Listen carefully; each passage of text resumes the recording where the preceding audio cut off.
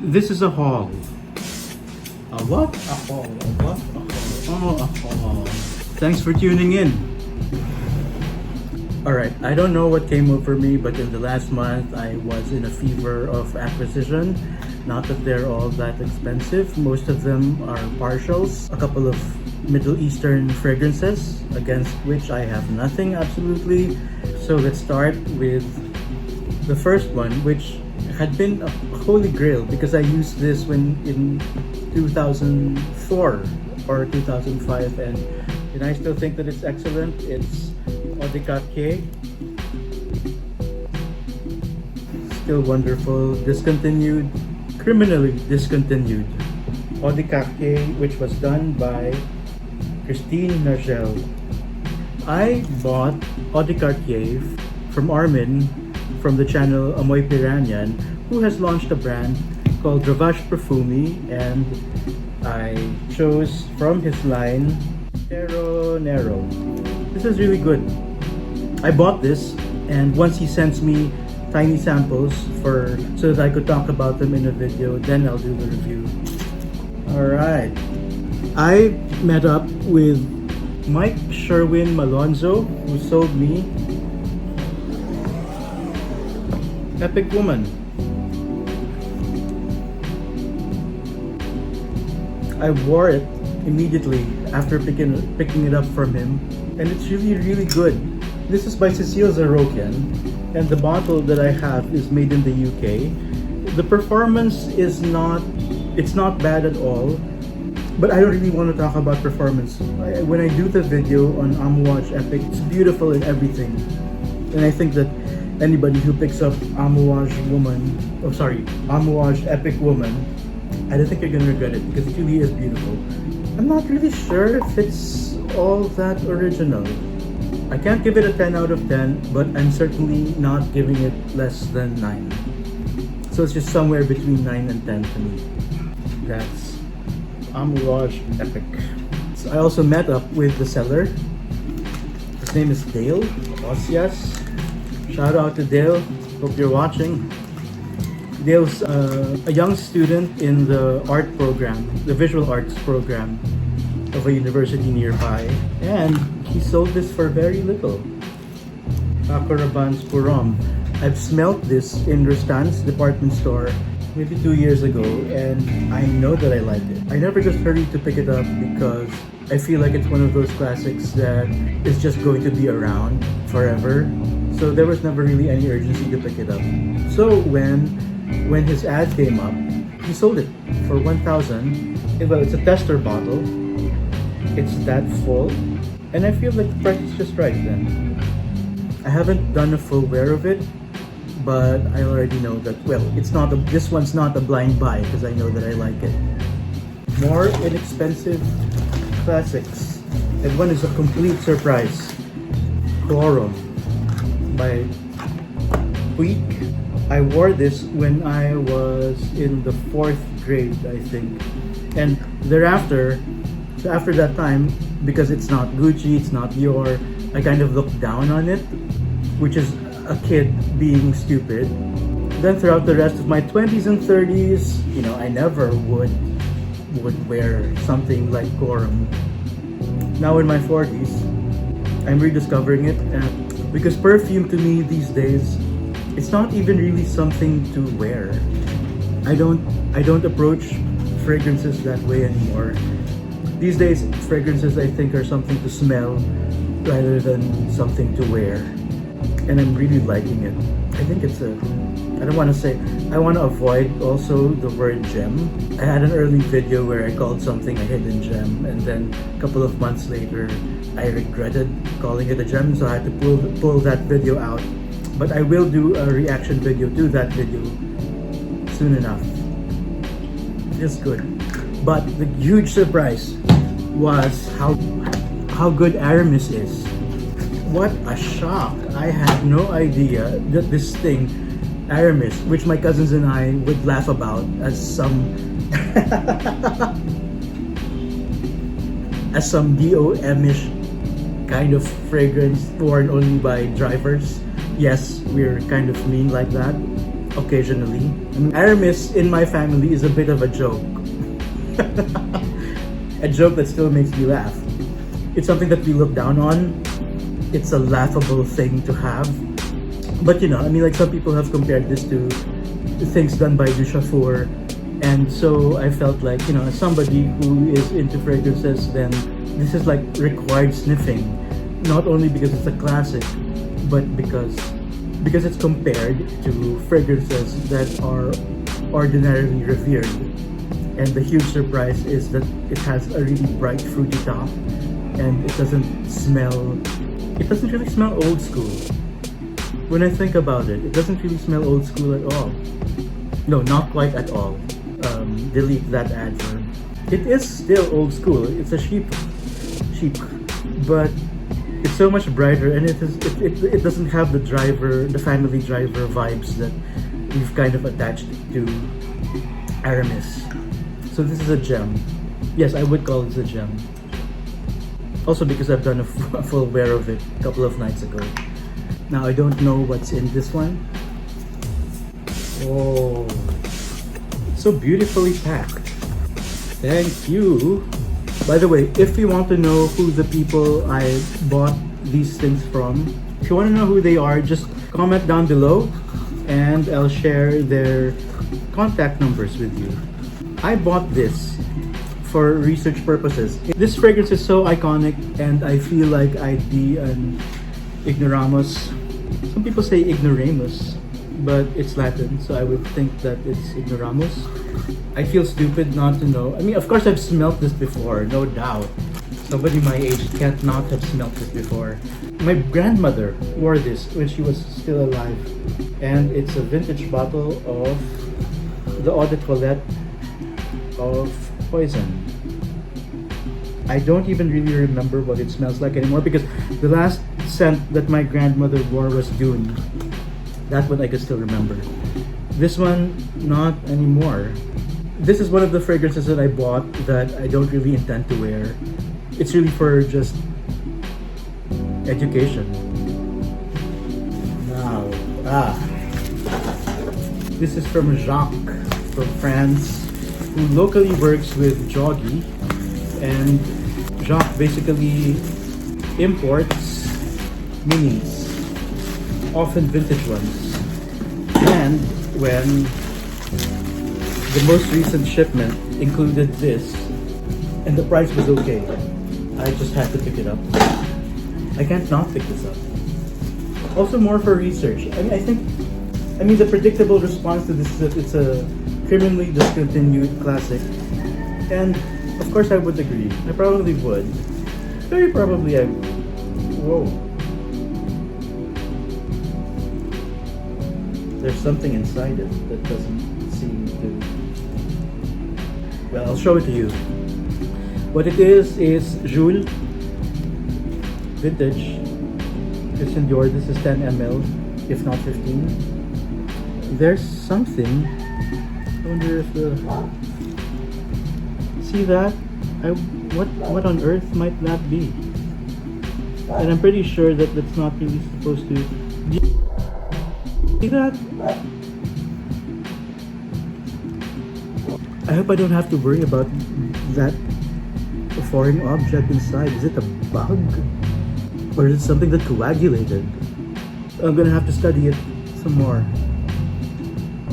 I don't think that it's unsafe. Whatever that object is, I don't know. I hope it didn't change the fragrance. Also from Jacques and Joggy. Again, for education, research purposes, just so I know what these classics smell like. Even though more and more these classics are not going to be references anymore because the generation that knew them are dying off. So the new, you can imagine the new references are gonna be Baccarat Rouge, Ventus, what else? Anyway, first is Opium. I have the one for men. I have no idea what the for women smells like. So research. This is Eau de Cartier for women. I hope it's the one for women. Yeah, I do think that it's the one for women because the one for men has Homme under it, under the Rochas, whereas this one doesn't have Homme. Next is Quorum, perfectly sealed still, 1.2 ml, which would be enough for me to know what it smells like. Next is Lolita Benfica Masculine, revered in some places, and I have no idea what it smells like, and so it's a great opportunity just to know what it is and what it's about. Next is Kenzo Quorum. Matchbox style. Finally, I have Armani Code Profumo. So it would be nice to test to smell Armani Code Parfum. Next, this would be a Bvlgari. Now I've tested the dupe for Tygar, and I really like it. Alkiam Silver, I believe, is what it's called. But what's stopping me from getting it is the bottle, because the bottle it's too gaudy to my eye. But the scent itself, the fragrance itself, is really awesome. So when the seller offered this Tygar bottle to me, because I was getting the other one, of course I had to manage it. Smells good. Tygar really is good. Next is this would be Bvlgari Rubinia.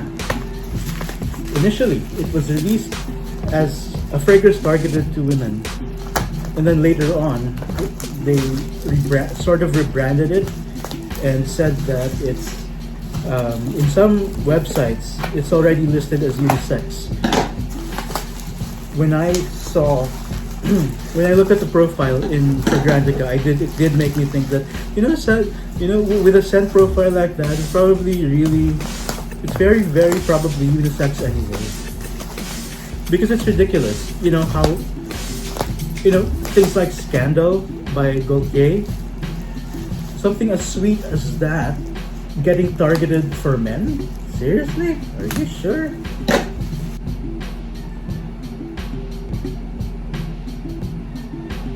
Can this stand, or is it supposed to have a stand? It's like a top. It's probably had I don't know. Anyway, it's standing. Very serious. I don't really have a scent of the day yet. And once everything's out, that's when I'll decide. Even though actually I know what I want to wear in this haul. Next, these are dupes. One of them is a blind buy, the other one is not. It's a dupe for a fragrance that was never even on my radar. I can't say that I was really interested in it, but I went to a sniffing session. One of the figures who was there was a seller, an importer of dupes. And so all these bottles were on the table, and just out of curiosity, I picked one up, and mother of God, I can't say I was floored.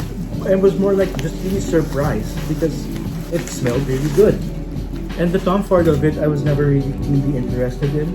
I ended up spending more for this out of panic because they're facing a lawsuit from, is it Estee Lauder? So they can't really present these fragrances this way anymore. Of course, everybody says that, they'll just put it in a different bottle and, they'll always be available. At the same time, one never knows. So this is going to be the blind buy. I've never... Alhambra's Bright Peach, which is a dupe for Bitter Peach. I've never tested this. Worst case scenario, I could just sell it off if it doesn't really work. This is the one that convinced me. Not as a dupe. I mean, because I don't even know what oud wood smells like, and if it smells like woody oud, then my God, you have to pick it up. but I didn't want to pick it up because, again, I mean, I'm a complete stranger to oud wood, and I don't even think that it's going to be so useful to me. I think it's a perfect office scent. It's that kind of thing, not one of the stunning ones, but because not everything has to be stunning. So it's not, I don't think that woody oud, which is the one I've smelled, I don't think it's stunning, but I think it's going to be incredibly useful for a lot of people. This is a sample that I asked for, which is Al Qaa'ed. I've smelled it the same afternoon, and I'm thinking of getting a bottle of this. It's an amber, a beautiful one, or at least that's what they said, that it's an amber. And I smelled it. Yes, it is an amber, but it's more than just an amber. I really like Al Qaa'ed. I really might pick up a full bottle of it sometime in the future. Just want to prioritize other fragrances. So, oud wood. I really like this. It's just relaxed, and I was surprised that it smelled good. Obviously, I have nothing against dupes because I don't approach them. I don't want to approach dupes as dupes. Number one, they never really capture the original perfectly. So they're more like flankers of the originals. And, you know, some people like to say that, you know, what about the value of originality? Which just makes me laugh because there's so much unoriginal work in the world of so-called original designer or niche fragrances. This will be my scent of the day.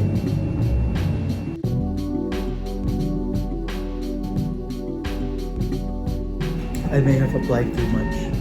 Lastly, my friends, this box from Fragrance X.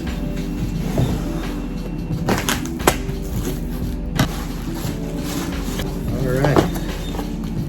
First, another classic that I feel like I should smell.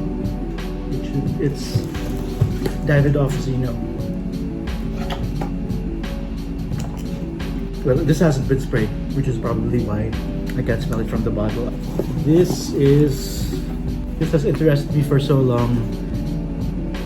Lanvin Oxygene Homme. Yeah, okay, I'll show you the bottle. Although the bottle of this isn't exactly stunning, but looking forward to spraying this. I'll save the best for last. Next is Maahir Black Edition. During that same sniffing session, I did get to smell it, but by the time I sniffed it, I had already ordered a bottle of Maahir Black Edition. I think I'm gonna like it based on the notes. Blind buying apparently is a learned skill. You do end up getting better at it, and so I blind purchased Maahir Black Edition, and then when I sniffed it before this box came in, I was so glad that, oh, okay, I like it. I do. And some Middle Eastern. As far as I know, it's not a clone. And whether or not it's a clone, the more important thing to me is that, you know, the more important thing to me is that I like it. I like it, and the bottle, the design of the bottle isn't so, it's not in violent disagreement with my aesthetic sense. Finally, best for last, my first l'artisan parfumeur. It's Batucada, or probably Batucada, done by one of my most favorite noses, Kahin van Schoen Spenner. This sucks because the picture that I clicked on was the earlier edition. Fragrance X gave me the new bottle. It's reminding me of something from, I'm just smelling it from the bottle. It's reminding me of something that came out of Hermes. But it smells really great.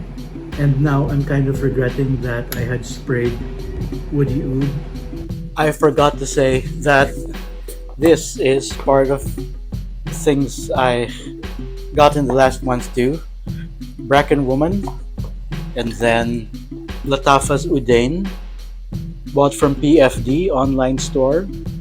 I was alerted to this by Steve. Hello, Steve. And he said that he wasn't too impressed with Alexandria Secondo from Xerjoff because To him, it was just like Udain. I've worn this 3 times before. I'm going to do a comparison video soon. This is an industrial version of Zerjoff. I'll discuss it fully in the video that I'll upload once I manage to make it. Hauls aren't really impressive, but with this fragrance, I really do want you to envy me. I'm joking, of course, but this is a discontinued Fate Woman from Amouage. Talk about criminal discontinuation. Love this. I love it. I think this counts as a haul.